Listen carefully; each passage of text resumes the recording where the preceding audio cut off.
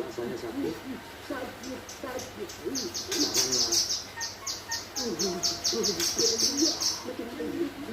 Dia mengalami guncangan terbesar dalam hidupnya. Dia dikhianati oleh orang yang paling percaya. Karena itu banyak orang baik yang tenang. Ini yang jadi penyebab penyakitnya.